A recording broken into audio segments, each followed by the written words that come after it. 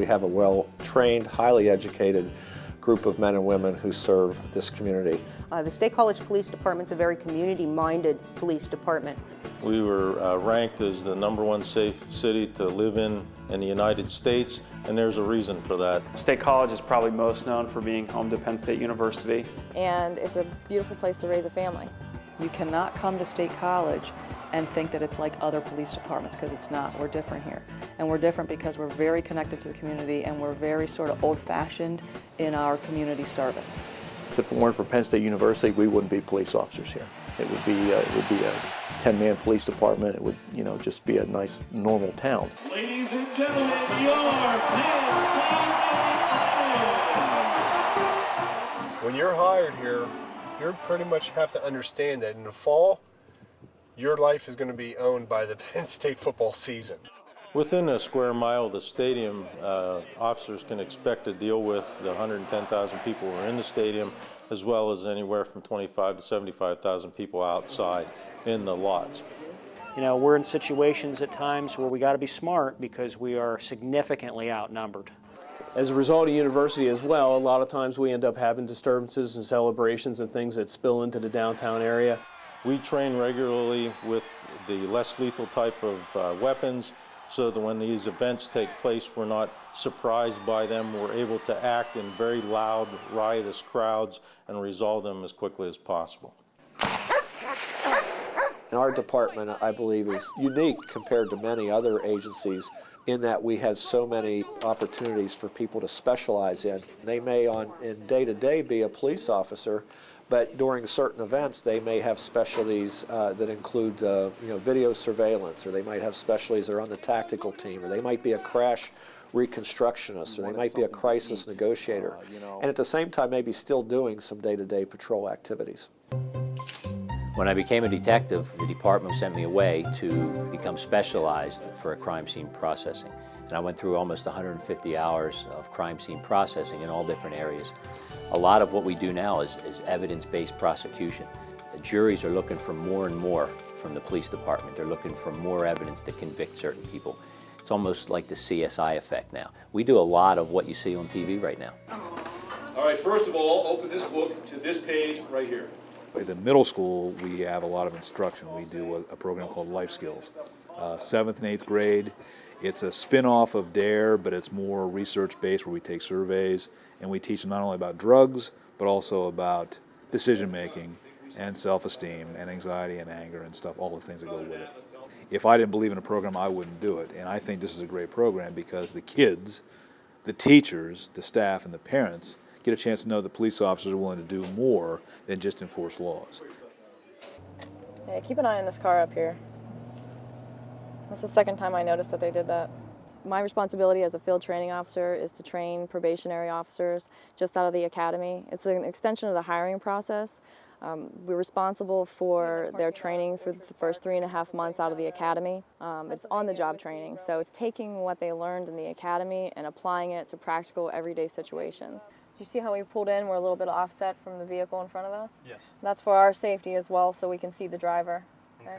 It's our last effort to make sure that that person has all the training that they need, all the tools that they need to succeed on the road, on solo patrol, and be an asset to the police department and an asset to the community that they serve. We expect every police officer to be able to do all of the basic duties of a police officer. And there are certain requirements training-wise that regardless of your level in the organization, you're going to be expected to meet those qualifications each year.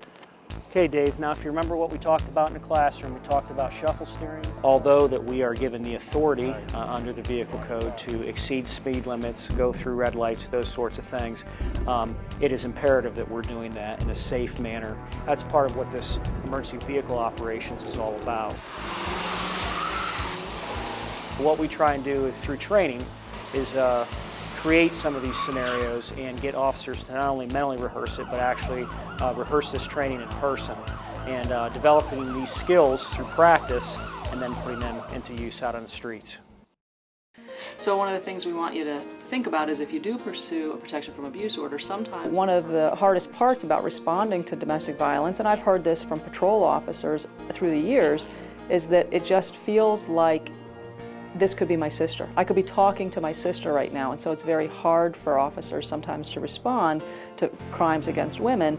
And so when I'm able to step in and talk to women about what's going on and get them to trust the system and know that the system can work towards making things better for them. So if we had You know, we have this city-type crime, but we also have the opportunity to be able to spend the time and handle a case the way it needs to be handled. And a lot of things I do with my position are victim-related crimes where you just don't handle the incident and move on. You make a personal relationship and you kind of make sure that, you know, they're receiving all the services they need. So we do have that ability here. We're rated as one of the safer communities when it relates to violent crime, but in any community, I don't care how safe you are, you do occasionally have violent crimes that can occur in very dangerous situations.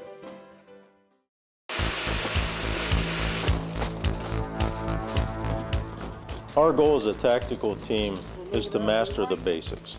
So we spend a considerable amount of our training time working with our weapons and our equipment, conducting firearms training, and then combining that with tactics training. If we have some type of a critical incident or critical event, we go immediately to that location and we become an option for the patrol officers who are dealing with that situation. We train on a regular basis to be able to resolve situations with the least amount of force necessary. Our citizens expect that they have some type of a response to critical incidents so that their safety is ensured. Our officers also expect that we'll be able to work as a team with them to help them in critical incidents also.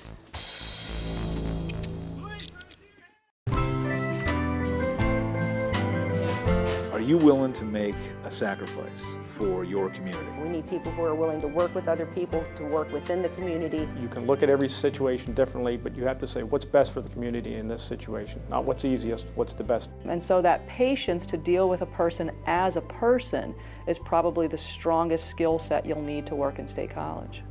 A sense of patience. You're going to deal in your law enforcement career with a lot of people that will try your patience. You have to be able to shift gears real quickly and deal with different types of people from different cultures.